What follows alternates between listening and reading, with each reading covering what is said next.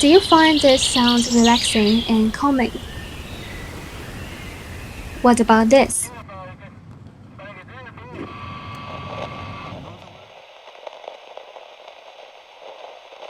Some people find this sound comfortable and soothing. You might wonder why. Well, it is a sound called color noise, which has become more and more popular to listen, especially in bustling urban areas like London.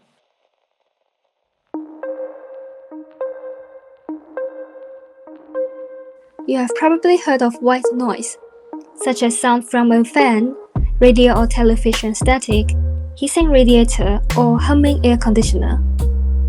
But how do these different noises become favorite for people living in busy cities that are already filled with everyday noises? I am your host, Kathy Chen. In this podcast, apart from white noise, we will talk about what actually are color noises. How do they bring benefit to our health? And why are they more and more popular in nowadays?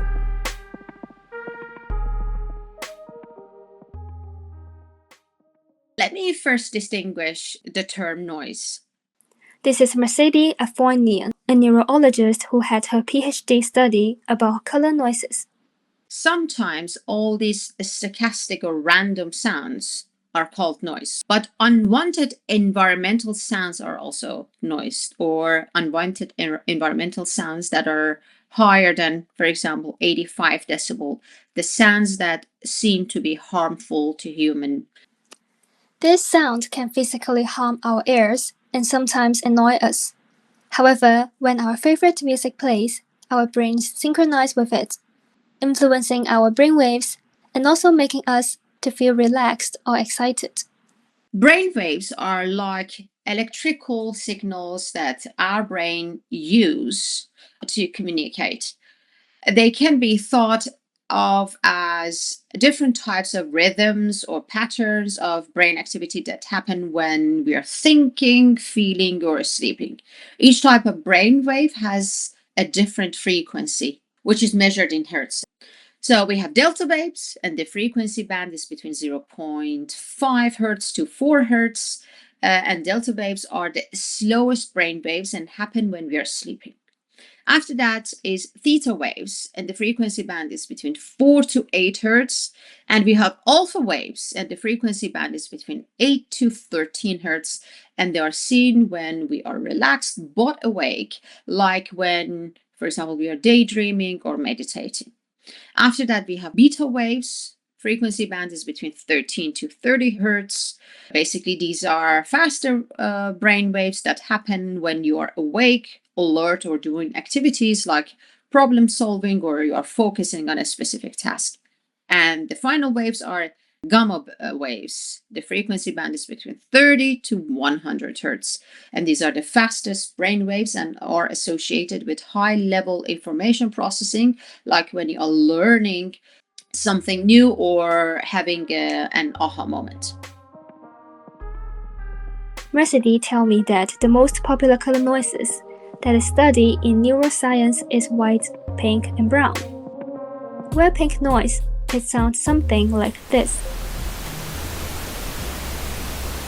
It can be found in the sound of rustling leaves, steady rain, wind, and even heart beating. To our ear, it is sound flat or even. Then there is brown noise, which include the sound of thunder. These sounds are deeper and similar to the human ear.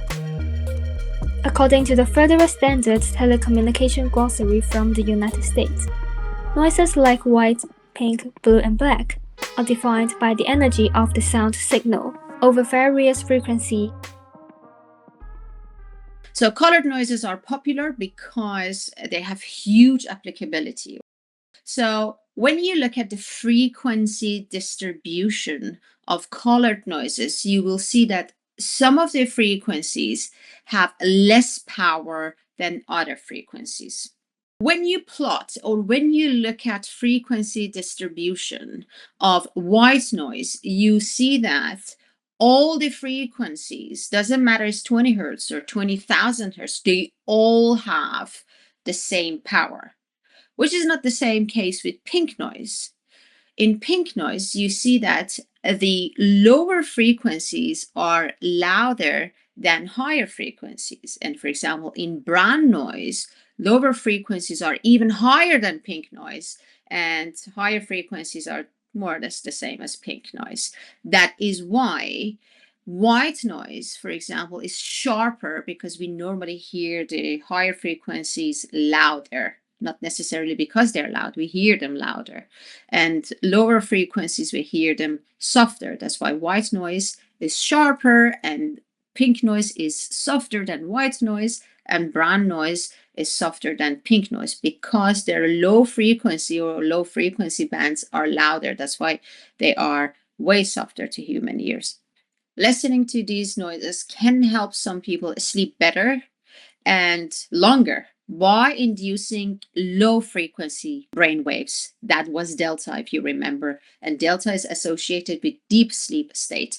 And it's a very, very important sleep state, because most of the basically restoration and relaxation happen during that phase, and also memory consolidation and stuff like that. There is also some evidence suggesting that listening to colored noises might help improve our memory by enhancing beta and gamma oscillation, or gamma bands. If you remember, beta and gamma bands are the bands with highest frequency, which are between 13 to 30 and 30 to 100 hertz. Also, what actually listening to these colored noises do is that they increase the connectivity between different parts of the brain that are involved in attention and memory. So the better connected our brain is, the better and easier we can learn stuff. So learning and forming memories involve the interaction of different parts of the brain regions, like I said, and the connectivity allows the brain to store, to retrieve, to reconstruct, and to process information effectively. We have learned how our brain waves vary during different activities. Now, different types of color noises can be applied to various scenarios, whether you are resting or working. But did you know they also play a significant role in mental health? Alice Mayo, a research fellow at the Air Institute of University College London and a lecturer from the speech science, join us to delve into how color noises can benefit mental health. So what's been called coloured noises, particularly pink noise, brown noise, these have a slightly different makeup of those sounds. And what they do is that they boost those frequencies that are lower.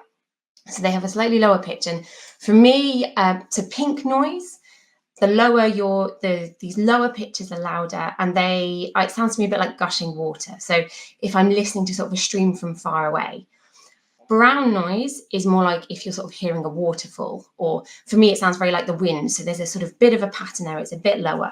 So you can sort of see from that perspective how coloured noises, in terms of those colours, are maybe slightly more naturalistic than white noise, and might be where people are maybe find them a bit more relaxing, say, than white noise, and how these also might be affecting our mental health. So things like improving your sleep. One way in which white noise works, or any noise works, is that it's blocking out external information. Like, that's a key mechanism. If you're hearing all of these other frequencies, you're not hearing what's going on in the background. So if that then helps you get to sleep, that could improve your quality of sleep, and that affects your mental health. We've got really strong evidence that the quality of your sleep affects your mental health. Some people looking at if it can help in things like anxiety. So one way in which we can sort of think about the world is that as we go through this world, we're always checking our environment. So we need to know what's going on in the background. Do I need to pay attention to that sound? Do I not? And in people with anxiety, maybe some of those mechanisms are heightened. So they really can't ignore that background noise. So if you're then masking that with some sort of white noise or coloured noise, then you may help them to ignore those external stimuli. And that can sort of put them on a less high alert. And that's going to help them to become less anxious. Yeah, I feel like in this day, anxiety or like depression has become a very common illness for all of us. So I just wondering, like, especially we are living in a city like London, there are a lot of like different noises in the city and kind of annoyed us. I wonder how these kind of noises can especially benefit us from our day-to-day life. If you're in a busy city, you've got sirens, you've got delivery trucks, you've got a lot of noises that aren't actually noises our system evolved to listen to. The coloured noises are more similar to the noises that we'd find in our environment. And in the countryside, actually, you've already got environmental noise. You don't need to be masking anything. You've got the beautiful sound of the birds singing and the bugs chirping. In the city, that's going to be really different. So blocking out that noise is going to be even more important. And it's quite interesting to see maybe the balance of using noises versus noise cancelling. So in noise cancelling, you're not blocking it out with this other stimuli that you're sort of hiding it with. You're actually cancelling out those sound waves that are coming in. So with headphones, you can do that. Obviously, you can't do that in the same way. If you're in a wider environment, you're trying to sleep, you probably don't want to sleep with headphones on. So using those noises to block it out might help. Because our auditory system is also adapted more for this range of pink noise, it might be that it's better suited to pink noise than white noise. So that could be one theory. Or it's tapping into this system where it stops us paying attention to other things. So my particular research has been really interested in how we use predictable information, for example. So if I know what's coming up next, then I can say, okay, that's a stable part of my environment. So I've sampled my environment. I know what's going on. That's telling me that this is a stable feature. So really, with any of these white noises, with pink noises, they're also having that similar sort of function of telling you something about your environment, tricking your brain effectively into thinking I'm in a safe space. And this is something that our brains have been doing, ever since we've evolved, and probably even in animals. We were walking the savannah, and we need to listen out for saber-toothed tigers. So we're going to be really on heightened alert for that unexpected noise, but we're going to very quickly learn to ignore all the background sounds. So white noise is helping us to provide that background sound that we can lock onto and not worry about looking out for the saber-toothed tiger, the modern world saber-toothed tiger. So that's one way in which it's going to help. It might be also some people, we have our brain is always thinking. And I did see some ideas that in ADHD, for example, where they are also, they need something to sort of stimulate their brain a bit more. So by providing this noise, you're providing something that's not something they need to act on, but it is something that's sort of triggering some of those processes and helping them be less distracted, less looking out for other things which are going on. We've thought about white noise for a long time. Why does it feel like it's only just being used now? And one thing to say is that it's not. Maybe we've probably been using pink noise for a long time, but we've not known that it's pink noise, because unless you've got the technology on your phone to say, right, play white noise, play pink noise, you don't know if what you're using is white noise or pink noise. And one way in which we've used white noise for quite a while now is with infants and getting them to sleep. And there's two ways in which we do that. So one of them is masking the background noise. The other idea is that it sort of represents some of the sounds that are in the womb a bit more, so it might be very reassuring for the infant. And that's been going on for a long time, people using that as a technique. So if you speak to mothers from, the 80s, 90s, probably even noughties before you had apps, they were doing things like turning the Hoover on to get the baby to sleep, putting the radio on static. So it has been used for a long time in different ways. So these are color noises, range from daily life or nature, spanning from radio static to waterfall sounds. While research on their potential benefit to the brain is limited, there is more evidence supporting their positive effect on mental health, such as their ability to block and mask unwanted sounds. When you hear this in London next time, choose a color noise you like and dive into your own peace while in this chaotic world for a moment.